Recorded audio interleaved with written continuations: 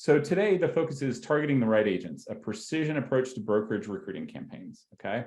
So on the call today, my name is Jim Turner. I'm the CEO and co-founder of Brokerkit, where we help residential real estate brokers accelerate their growth by improving their agent recruiting and retention.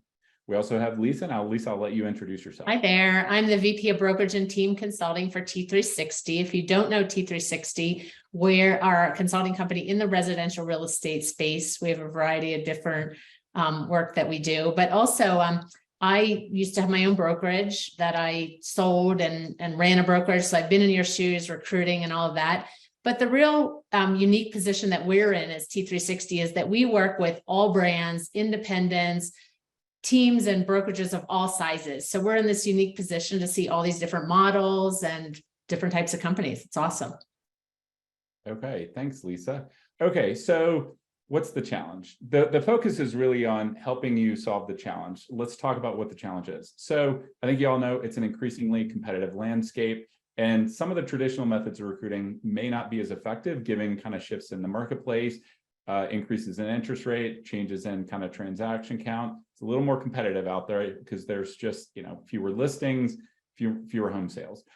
In a market with that declining transaction counts, you want to hire producing agents to maintain your production levels, right? There's a little less risk hiring someone that's proven versus new agents coming into kind of a tougher market, but so does everyone else, right? And lacking a clear value proposition and targeting those people that are the perfect fit for you, you're going to be at a disadvantage to those out there who do have that. Okay, so the solution is, knowing your unique value proposition and targeting the people that are the perfect fit for you. What that's going to lead to is a steady stream of appointments who with people that are a great fit, consistent growth in your brokerage, and a cultural change, meaning a very performance-driven culture. Okay, so with that, I'm going to kind of turn it over to you, Lisa. Yeah, so I think one of the things that's missing with a lot of companies is they're not really good at saying like, why us, right? Like why your company, why you as a manager, what sets you apart, right? So one of the things I think is really important to spell out first is your company vision. And not that you have to have a pretty vision statement, although I'm a fan of that, but who do you want to be, right? And I've had clients that say, I want 50 agents. I want the SEAL team. I want highly productive agents. That's all I want. Other companies want to grow to be 500 agents and, they make their money from their fee structure. So they're okay if they're not producing, but like to really think about that so you can speak to that, right? There's a quote that says, a leader's one who knows the way, shows the way, and goes the way, right? So I think that that's really important. And to understand your value proposition, we think it's really important to do a competitive analysis of all of your top 4 competitors in your market and know what makes you different, right? Like again, why you, this company offers this, but we offer this. So you can really speak to that and believe in that, whether you're with a brand or you're with an independent, to really be an evangelist for your company, right? What marketing and tools and resources do you provide? And everybody's a little different. I mean, some are full service, some are not full service, but you should be targeting agents that are interested in what you provide, right? Some want to be a little more independent. They want to build their own brand. So think about that as well. What are your thoughts on that, Jim? Yeah, so I mean, being in kind of the real estate recruiting space, we get a lot of questions like, oh, like I'd like an email template. I want to hire 20 agents a month. What email template should I use? And you need to be, we'll get into it, but you need to have a very clear idea of who's a good fit for you and why they're going to be attracted to you, because that needs to resonate in the messaging, because you can't send the same email to someone who sold like 20 million versus is just getting started, right? Absolutely right. And the more that you can know yourself and focus on the people that are a good fit for you, everything else is going to go better versus kind of a spray and pray generic messaging, send it to everybody in the MLS. Spray and pray. I haven't heard that one. I like it. Okay. So again, why you and what sets you apart? What's your business model? Are you traditional, full service? Are you a flat fee company? Are you a teamerage? I mean, that's something else that we see a lot of, right? So where everybody works under the team, but think about that. And, I know that some more and more companies are starting to try and be both two different things. I'm seeing that a little bit in compensation plans where it's like, okay, you can join us and we have the traditional split full fee service, or you can have a cap model and we don't provide all of our services. So again, you really need to be able to articulate what that is. And then again, back to YU, what are your proof points in comparison to the market? What is your average sale price in comparison to the market? So that, what is your per person productivity in units, your in volume and market share? What is that? But I think the important thing is a lot of people say, well, we have the highest average sale price, right? So that's a benefit, but that's a feature, but what does that mean to you, right? Because we have the highest average sale price, your personal production, is going to be higher, something along that lines. Like, how do you convert that? We do, our per person volume, our per person productivity in units is higher, right? So what this means to you is you can work the same amount and you're going to do, you don't have to work harder, right? You can work less and do the same amount of business, things like that. We have a higher market share. What does that mean to me? Right? As an agent, if you're speaking to me. So really spell out, I always recommend that you have 2 or 3 proof points for each, for your market that you can speak to with an agent, depending on who you're meeting with, what's going to matter to them.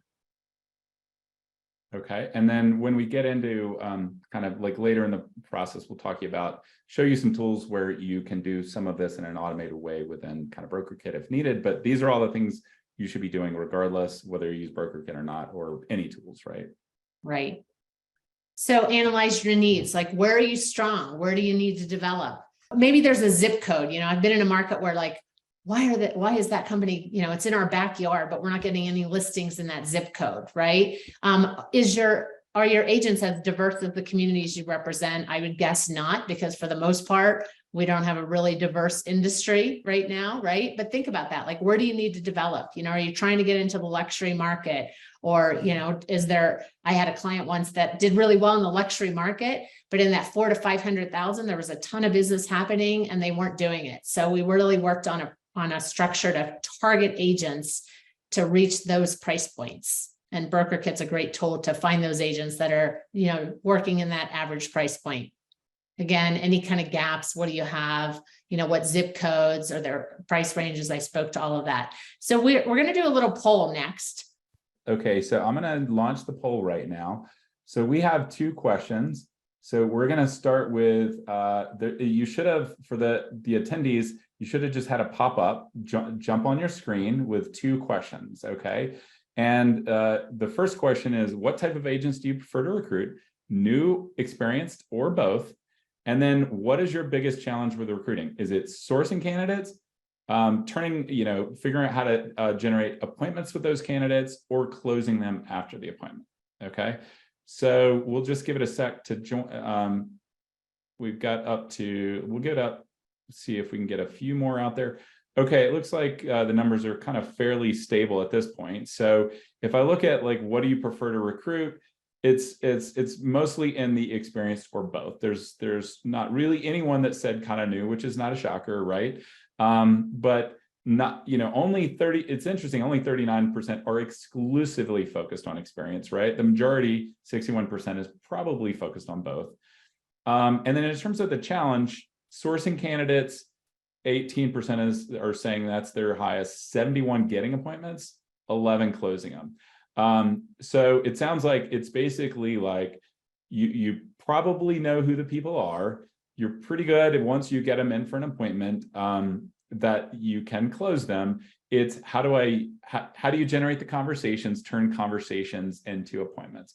And that's kind of what we see. And that's kind of why, honestly, we built part of our solution around that specific problem set. So Lisa, what would you have to add about these poll results? I think that, well, we're going to dive into agent personas, and it's interesting. I think right now, I think if we asked the question about new a year ago, you might have seen a little bit more people wanting new agents. It's a tough market right now. I was at a conference recently for another brand, and they said it's a lumpy market, right? It's really hard But we still have a lot of clients that really target new agents, partially because of splits. If you're on a traditional split, the top agents are doing the business, so they're trying to increase their retained earnings. So they're focusing a little bit more on newer agents. So let's dive into the personas, and we'll talk about this. So who should you recruit, right? So we asked this question again. You want to think about like who's, the culture of your office, all the things we talked about, right? Not just like, what did you say? Spray and pray. I love that. That's not what you want to think about. You really want to get targeted, right? And be specific. And my recommendation is going to be to pick maybe 3 personas that you're really going to go after. So we'll go to the next slide. So we have a program that we do that's a year, that's 10 modules called T3 Fellows. And this is one of the modules that we really dive into. We talk about recruiting personas and agent archetypes, which are the 4 ways that agents make money. So this is a worksheet that we give to our clients to think about. And I'm going to share examples. You can go to the next slide for each different persona on this. So here's new Nicole, which not many of you are looking for right now, but maybe those that said both, right? So they're ready to work, but they need to know what to do, right? They're younger. That's their first career. They don't have much sales experience. They've probably, worked in the restaurant industry, just got out of school. They lack business and life skills. They require a lot of training. So you have to think about like, is that your model, right? Do you have do you provide training? I once had a manager say to me, I don't got a minute. I don't want agents, I don't got a minute. I was like, what does that mean? He goes, I don't want any agents that say you got a minute. Like, that's not my model. That's not who I am. Right. But so you need to be this, right? Do you have, education, you need to teach them communication and client service. They need help with commitment management. They need organization, tools, systems, lots of training, a mentoring program, something like that, right? So resources, they probably have good tech skills. They have minimal sales skills. They've got plenty of time. They don't have much money. They don't have a network, right? So this would be new Nicole, new Nick is one target. Let's move on to the next one. So this is second career Sam. And I think this is how I started my real estate career, right? I moved to an area. I didn't know anybody. This particular second career Sam, we're saying that he has a large network, right? So this could be the person who's been in the community for a really long time, right? They've been on the board or the school board, or they're really involved in the community. They're, part of the golf club, whatever it is, right? They have a strong network and they're ready to move into a real estate career. I love recruiting this agent because they have some skills, at least, they have life skills. They understand, how to develop their network, how to work their network. This is great for any ninjas out there. This is a great ninja agent, that has a network that can make those forward calls and do all that, right? But they're not known as their network as a real estate professional. So you need to help them with marketing. They're not great at managing time and commitments. They confuse friends with clients, right? So they need training on how to convert relationships to clients. So again, a newer agent, right? They need some systems and tools and just some credibility. So you can help them with that. Probably have good tech skills. They've got good client skills. They've got a network. They've got some money and they've got time. So this, where I came from, was a really strong recruit candidate. Next one. So this is Active Amy. So this is that producing agent that's maybe doing $5 to $10 million in sales that you want to go after, right? So they've got their fundamentals in place. They've got they probably already have a client list, a sphere of influence. What I've learned in the last year is that Active Amy is not very good at marketing to their sphere of influence, right? So that's just been amazing to me. They're just not reaching out to the people that they know, the people that they've done business with. So you can help them on that, right? Training them on growing their referrals and repeat business. Help them add new sources of business, what tool systems and automation, right? They've got some tech skills. They probably need a little bit more help. They just really need the support. So if you're a full service company, this is a great move for Active Amy. If they've been at a company that didn't provide everything and you can provide some support, some transaction management, marketing, all of that, this is the agent for you. I have another one. So this one came to us. This was interesting. Sunset Sally. So in our program, our clients, they design their own personas and come back to us and present to a group in a mastermind of who they're looking for. So Sunset Sally I love this. This is somebody that's really targeting agents that are starting to exit the business, right? They're seeing their business decline. They know that, their family's growing and moving away and that they're probably tired of prospecting. So think about this. If you have a program like a mentoring program that you could help you could help this person with their transition, identifying a younger person to team up with, help them build out a succession plan, finding the right partner. They need to feel valued and they want to know that their clients are taken care of. So this is a great person to think about recruiting, right? They don't want to invest anymore in advertising and promotion. So there's a lot that you can offer this depending on the type of company that you are.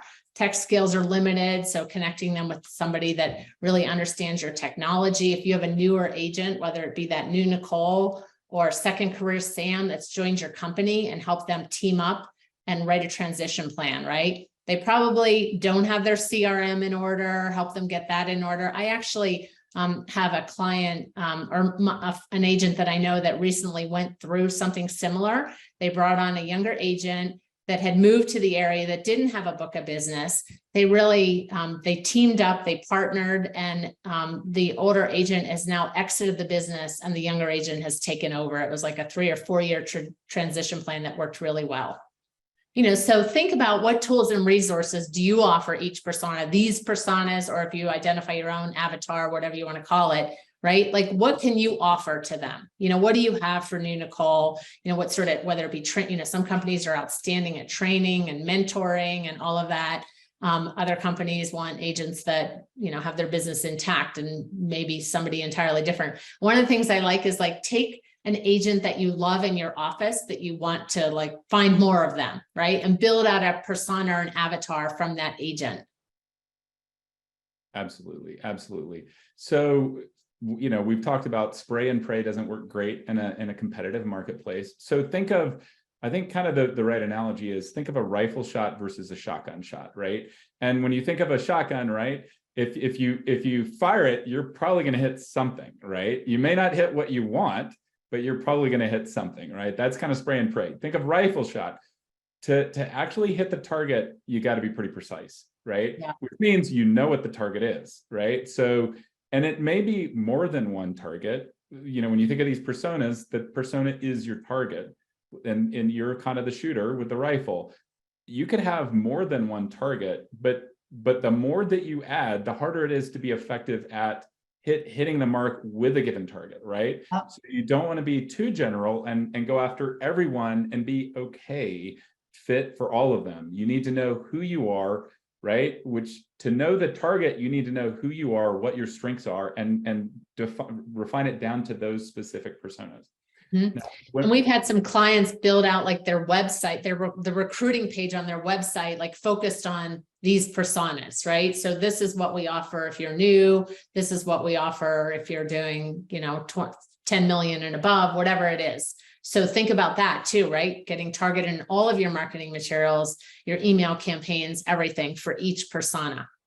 Absolutely. And when we get into kind of the Brokerkit side in a couple of minutes, we offer a lot of options. And in some ways that's great because it's very flexible. But for someone that doesn't know their target, it can be a little overwhelming, which is why we love Lisa's content here and wanted to pull her in, right? To help guide you around forming an idea of who are those unique personas, right? So that when you get into kind of the tool, you're not overwhelmed with, this is great, I can target all these, but then you try to target 20 different personas and none of them super effectively, right? Okay, so then now let's talk about, okay, so are there ways to do this kind of a little more at scale, right? So what this means is, when I look at kind of the poll from earlier, everybody said, the biggest pain point essentially was getting appointments. And the predecessor was probably getting conversations, right? The people in your market for the most part, who may be a good fit. You think that once they come in, you're pretty good at closing them. That's what we're hearing. It's like generating appointments. Well, so what that means is lots of conversations, right? Which is, so at Brokerkit, we believe that on the recruiting side, it's a talent funnel. Okay. Every brokerage, just like every business, has two primary funnels in their business, the sales funnel and the talent funnel. Okay. Especially newer brokerages are super focused on the sales funnel. And it makes sense because most brokers started as agents, right? And they started on sales and they know that, right? And there's typically a lot of discipline around sales, building funnels, tools, and things like that. Now, if you want to scale your business, it's not about you as a broker owner or a managing broker selling, okay? It's about building a team of producing agents, right? With the right culture fit to really help you scale your business. Okay, so that means that you need to kind of transition into focusing on the talent funnel versus the sales funnel, becoming more of a sales manager on the sales side, right? And then focusing on the talent funnel, which is growing your brokerage. So we've kind of built the solution around that. It can take quite a bit of time to do this right. On average, we had another recruiting, we had another webinar earlier in the year and we asked, how many hours on average does it take to recruit your average agent? It's 15 hours. Okay. So, right, if you're a broker owner and you're trying to do this on the side and you want to add 20 agents, multiply 20 times 15. That adds up to be a lot of hours. Number one, you'll realize you need some help, and you probably need some automation to help do this, because to hire that many people, think of how many conversations you're going to have to be able to get those appointments to then close them. Okay.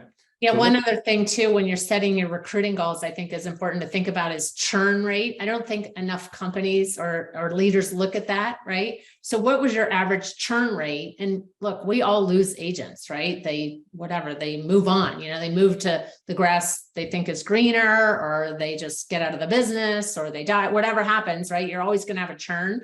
So if you have a high churn rate, you need to recruit that many more agents to meet your recruiting goals for the year. Absolutely. Okay, so I'm going to dive into Brokerkit. So Suzanne asked a question, are we going to focus on kind of specific recruiting campaigns in Brokerkit that are a fit for these people? We're not today. Great suggestion for a future one, Suzanne. But this is more about who to target, okay? So we like to think at Brokerkit, to grow your brokerage back on the talent funnel, there's three things you got to focus on. How to find the right agents, how to kind of land them, and then how to retain them. This is really focused today on just finding them versus landing them. That'll be future discussions, okay? So great question there, Suzanne. Okay, so I'm gonna just dive into kind of our tool. Again, Lisa's talking about all the things you should be doing anyway. You can do this with Brokerkit. We have some customers on here. We have some people that are not customers. If you're not a customer, I'd love to talk to you about how we can automate things and scale up. But regardless, whether you're not using Brokerkit, whether you're using your email and spreadsheets, you need to be kind of thinking about this. So let me tell you some things we've built in terms of automation to help you do these things.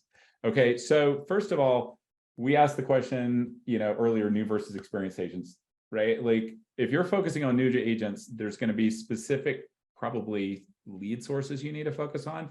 Like the most common would be state licensees, real estate schools, and events. Okay, not going to cover that. If you're focusing on, and then getting into experienced agents, the two best lead sources are going to be MLS data, which is unique to this industry, as well as referrals to your own agents. We're going to kind of take MLS data, okay, first, but referrals from your own agents is a really important part of that as well, right? Because they've worked with these people, they know who's a good fit, and they can kind of talk to them personally. So think about, right, you have those personas, right? Residential real estate is very unique in that you have this data from the MLS, right? The whole MLS system with the RET seeds and all that was built to syndicate listings. But what it means is you have access to data that really doesn't exist outside of the US and Canada, like in any industry, in any world. It's really the only industry where you can pull the data of, who the sellers are, their contact information, and their sales history, essentially. It gives you unique targeting capabilities that really doesn't exist in any other industry, and really outside of North America, even within real estate, right? Because in Europe, they don't use a system like this. So what that means is then you can use that data then to target those specific personas if you know who you are. So we've tried to build a system around that, okay? So going into our data tab, let's just talk about getting data in. So first of all, the primary data sources we see people using is Market View Broker, Brokermetrics, and Realytics. I'm going to talk about Realytics specifically here. We've built out kind of an integration with them. I'm not going to go into extreme detail on how they do it. we had an earlier webinar a few months ago on that goes through all of their stuff in detail. But you go in and add your MLSs, and then you can add import queries, which allow you to kind of import data into your account. So think of defining territories, right? So if you look at like a market like Atlanta, it's huge, right? There's tons of agents. The last thing you want to do is like import every agent, and there's 2 overlapping MLSs, right? What doesn't work well, spray and pray, is import every single agent from both MLSs into the same account and start blasting them, okay? Like what you need to think of is territories, okay? Territories to kind of farm, so to speak. Thinking of Like it, a zip code, right? Like where I was giving the example of like, walking through my neighborhood where we have an office and we don't have the listings, right? So I need to target more agents that do a lot of business in that zip code. right? So for that. So if you look at it, this is basically defining a territory that I'm going to import this data. I'll show you how to filter it later to send them more targeted messaging, but think of this as my territory I'm building to import. I'm filtering in everybody that has sold between 6 and 12 units, and the center point of their production is in this zip code. We have some other targeting criteria like percent changes, how long they've been in the MLS, things of that nature, but I'm just importing these people in. So think of this. This means if it in 6 to 12 is something that's commonly heard, what this means is this person thinks, I don't want to probably hire brand new agents. I want to hire somebody that's sold, but probably is not crushing it. So then Lisa, back to your personas, who is that? So this is somebody that's probably sold, but not crushing it. Yeah, I didn't give an example, but it's, but it's probably that agent is doing 3 or 4 units a year, right? So the average agent does, honestly, it's like 6.5, I think we determined from our real estate almanac, from our Mega 1000, right? So I'm looking for those that are doing below that average, right? So I don't know, average Amy. So you can target average Amy by like, first of all, right, and especially in a big market like Atlanta or Phoenix with a large number of agents, don't blast the whole, right? Focus on, especially, there are some virtual brokerages out there, right, that are agnostic to location. The majority of you on this call probably have offices, and you need to focus around the offices, either by zip code or kind of proximity to office, like radius, and then kind of production, right? And how long. Let me ask, but this is not the office, this is like the agent where they're doing the bulk of their deals, right? Yeah, so what Realist is doing is something pretty unique. They geocode all the listings on the buy and sell side. They take the center point of it, and then they attach it to a zip code. So because the MLS data on offices typically is not super accurate, and in a lot of cases, you're not going to have their home address. So this approximates where they actually live based on where their production is. Okay, so then that is getting it into your account. Then when you have it in your account, okay, that's pretty generic, right? You still don't want to just send all of these people the same communications, okay? So then how do you then take that territory you want to farm by production and geography, and then be more precise so that you're sending communications that are a true rifle shot? So when you kind of go into leads and you go to advanced search, some things that we have a lot of ways to filter your database. And this is where I was saying earlier, we almost give you too many options. Like, we don't want to overwhelm people because they're like, wow, okay, I can do all these things, but where do I start? And that's what this conversation is about. Think back to the personas, know yourself, know your value, know your target. And then just because you can do 20 personas doesn't mean you should do them, right? Know who they are. So first of all, referrals. Like, always start with referrals. Cooperating agents that your agents have worked with that have a positive experience with, we always recommend you start with that. The best source of that is exporting from your transaction management system, importing it on a regular basis, and reaching out. And we do have campaigns around that. The next one's going to be where they are, right? So I'm sure you've got some good examples. So like if you want to target a specific company, right? You say, this particular company, I know like they bring in a lot of brand new agents, they do a great training, and now I want to get those agents over to my company that they've been trained, and Right.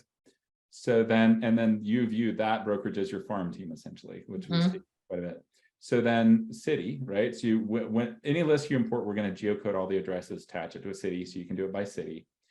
But then probably more important are this row right here, which is production related. So right here, this is going to be, regardless of what data source you pulled it in from, MarketView, Brokermetrics, Realytics, this is going to be targeting based on units and dollar, right? So you set the territory before you imported it, but now This allows you to be super precise by persona, right? So that Agent Amy, you have an email specific to Agent Amy, you filter on Agent Amy, right? You say, I want, what was that? Like you said, I don't know that, most people aren't looking for zero production, but. Right, so say 2 to 3 million, like let's say that my company, per person productivity is more like 5 million, but if I get a 2 million, 2 to, 3.5 million in production, I can easily get them up to 5 with what I offer. Right. And then we see certain brokerages, 300 million, Jim. Flat fee-based brokerages care about units, not production. More traditional split brokerages are going to care about production over kind of units. And you can kind of do it either way. But that would allow you to, okay. I don't know about 200 million, Jim. Oh yeah, no, you have 2 million. Okay, sorry. I'm missing the, got it. Right? So if you look at that, right, we're down to, and this is real data. I think this is Chicago in red. So if you look at that, we've brought it down to 3,000 from, if I remove that filter, 31,000. Wow. Right? Like that's a huge difference, right? So the real question is, are you blasting 31,000 people messages when a much smaller number is probably really a fit? And so there's more to it than that, right? So that's production, dollar and unit counts changes, right? Like, so are you reaching out to people based on big changes up or down? They typically mean something significant, right? Like if it's really up and you're like a flat fee based model, maybe it's a good time to reach out and say, like, is too much of your, of your split going to the brokerage, right? If it's down and you are really good at training and coaching, is it a good time to reach out? Average sales price. Are you focused on luxury or not, right? Or what, know what's a good fit. So one of the things when I was in a luxury market, we would look at that average sale price and we'd look at, was there a company that had a much lower average sale price, right, than our company, but there was an agent there that had a much higher average sale price than the company, right? So then to try and get them to move over, hey, you're not really at a luxury company. Don't you want to be here, where our average sale price is more in line with your personal average sale price. So you could search for that as well. Right. The next ones these three are unique to Realytics. You would need a Realytics subscription to get it. And it's some pretty cool stuff, but I'm not going to go into extreme detail, and there's a lot of detail. We do have another webinar in our YouTube channel. You just Google Brokerkit, go to our YouTube channel and find the Realytics video. It'll go through these. But they've got some really cool things like current switch risk using AI and machine learning. Switch risk red is 10x more likely to switch brokerages in the next 12 months, right? So let's look at that, right? So let's take people that sold 2 to 3 million, right? Hold on, let me clear that and just do it something simpler so I can do it quick. So I'm going to say 6 to 12 units, right? I just cut it down from 31,000 to 5,500. Now I'm going to say switch risk equals red, 41. Those 41 are gold. Like they need to be on your hot list, and you should not spray and pray with these guys, right? Like think of like personal one-on-one conversations. Think of these people, right? Back to the territories. Think of it as like not people to blast, it's people to develop a relationship with, right? And start a conversation with. Reach out as a person not in kind of like a way saying how great you are, saying, think of what their problems are based on the persona and reach out in a way to see if you can solve them in a personal one-on-one type communication. These type of people, you don't want to just blast with marketing communications, right? You want to reach out with there's such high quality. Send them a text. Hey, I just saw you just listed something, or congrats on this closing, or very personal. Yeah, absolutely. So then rookie rating, this is another one. So this is going to be kind of the newer agents that are showing promise, listing effectiveness, grade, and impact, 5-year batting average, and count. So think of Moneyball for real estate, right? This is what it is. Billy Beane brought stats to, and brought a competitive advantage to the Oakland A's via stats. That's in the if you haven't seen it, great book, great movie called Moneyball by Michael Lewis. It wrote the book, fantastic. Billy Beane was the coach of the Oakland A's. He figured out how to use stats to get a competitive advantage in baseball. This gives you that competitive advantage in real estate, which in a competitive market, it gives you a leg up, okay? Yeah. I love this tool. I wish I had this. There is a question, Jim. Is there a way to filter call or callback engagement in Brokerkit? Yeah, absolutely. That's some of the other filters. So engagement, you're going to be able to filter on clicks, opens, text replies. We have a built-in video emailer, so you can see who actually watched videos too. And then callbacks also. So yeah, absolutely. All that's, and I'm not going to go through all the filters or this will take forever. So I'm just going to focus on these on just precise targeting. Okay. So then location, let's talk about that, right? So again, Phoenix, Atlanta, don't import the whole MLS and email everyone, right? Like, because you're probably not going to do a great job of saying why you're uniquely qualified to be the best fit as a brokerage to them. Right. Then your opt-out rate is going to go through the roof. Right. And then you got to worry about, are you getting your emails delivered, right? So, okay, and soon texting with all the regulations around that. So what this allows you to do with the Realix one is filter by postal code. So as Lisa was saying, zip codes, you can define zip codes around your offices. And then one thing that Realix does that's super cool is we talked about how they tag you to a zip code by the center point of their listings. They also, if you have multiple offices, they tag you to your closest office. So if you're a multi-office brokerage with 15 offices, what it does is it automatically assigns territories. So your office manager can come in, or if there's a recruiter, you can focus on helping a recruit for an office by just focusing on the agent's tag to a given office. So it allows you to kind of like, without a lot of time trying to figure out territories and keeping everybody in line, pull them in. Okay. Okay. So anything to add there on location based, Lisa? No, I mean, again, I know that we all have zip code voids that we want to really target. And I remember I had another client that was looking at this and realized that there was a zip code very near his office that his agents weren't doing any business in. And this one agent had closed like 8 deals in 2 months so that became a target for him. Yes, yes. Okay, so then the last one I want to point out is production dates. Okay, so first transaction in the current office and first transaction in the MLS. There's no way out of the MLS data feed to pull when they joined the MLS or when they became a realtor, but you can figure out when they had their first transaction, which is the closest proxy to when they actually started as an agent, right? Right. So, and when they started their office, right? So maybe Lisa, do you have any examples of how they could use this and tie this back to kind of some of those personas? I mean, I think the first transaction is a good one for sure, because think about it, like, when would that be? 6 months, maybe 6 months in, probably.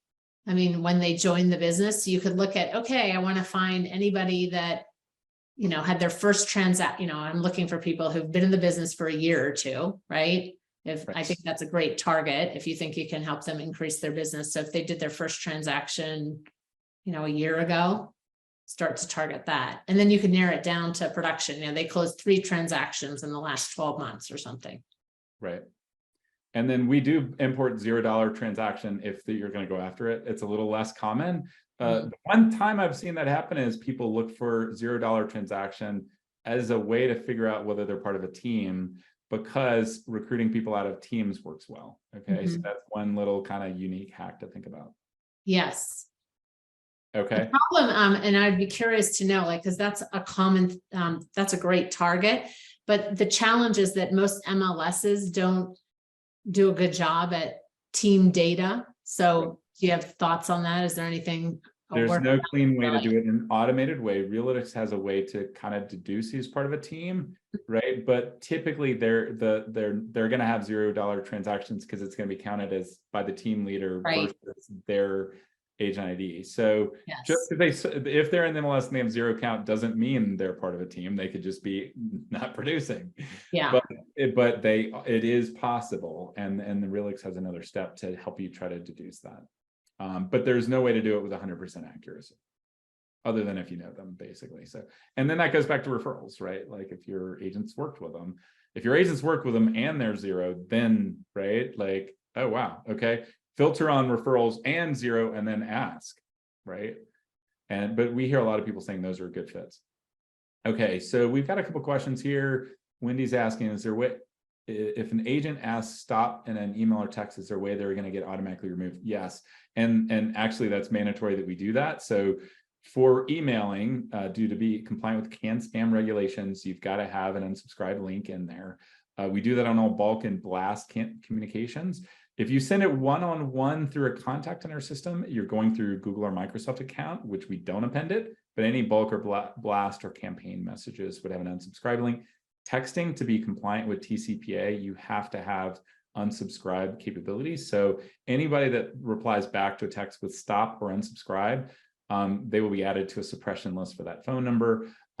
They can reply back with start to get it again, but like they'll be blocked automatically. Now, of course, if they reply back with something like, please don't contact me anymore, then you've got to keep an eye on that and probably block it yourself. But the big thing is, like with a lot of this outreach, is think of, okay, you know these people, you want to have an appointment.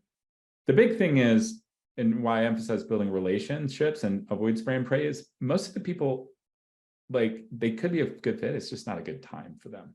Right? So much of this is getting to know, build a relationship so they know, like, and trust you. And when they are ready, you're the person they reach out to. Okay. So be careful in the way you communicate so that you are that person that they know, like, and trust and reach out to.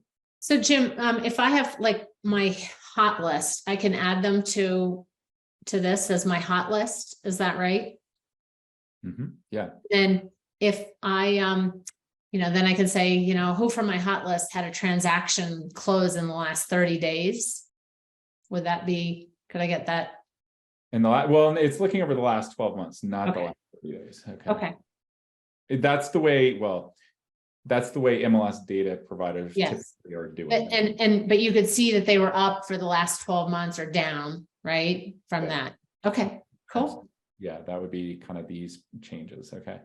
So then somebody asked, how do I get that integrated, or like let's see. So do we have spell check? We don't have a spell checker, but we have an indirect way of doing that's pretty cool. That I'll just show you for the new customers. We just launched this on Monday. There'll be a separate webinar on this, but we added an AI assist feature, which allows you to, we integrate with OpenAI's GPT-4 to write your messages. You can have prompts and customize them and generate them. And OpenAI's messaging actually does spelling and grammar check everything. And it allows you to basically go in, you could type your message, put it in there and say, like, rewrite it and change the tone or make sure the spelling and grammar is updated, and it will automatically do it using kind of our new generative AI feature, which we'll have a future webinar on, but I don't want to distract this one too deeply.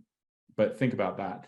I mean, I think that it's awesome for this. I think, well, maybe Sunset Sally, like, I don't know, we can't target age, right? But like, I guess it's somebody that's had their last transaction or their first transaction was 25 years ago. I don't know. Like, I'm not sure that's even possible, but you know what I mean? Like, I was just trying to think how to target that particular person who's been in the business for a really long time. Right. Maybe you see their volume start to decrease or something like that. I would say the ups and downs. I mean, that would be like, based on first transaction, MLS was a long time. And then probably like changes. And then I would say, just back to cooperating agents, just reaching out to saying, like, congrats on a transaction. One of the reasons I keep emphasizing cooperating agents is because it's not like cold outreach, right? They just worked with your agents. You're reaching out to say, like, great job, people love hearing kudos for things they did well, right? So it's a great way to start a conversation with people. And then you can just say, like, love to kind of catch up, see if there's how things are going. Is there anything I might be able to help you out with? People are much more interested in that than your kind of like quarterly email talking about how great you are, or maybe even events these days, right? So think about that. But the biggest thing is, right, the rifle shot, the key concepts are rifle shot versus shotgun shot. Yeah, or spear fishing versus net fish versus casting a net, right? Same idea. There you go. And think of territories that you're prospecting by geography, production, other stats, right?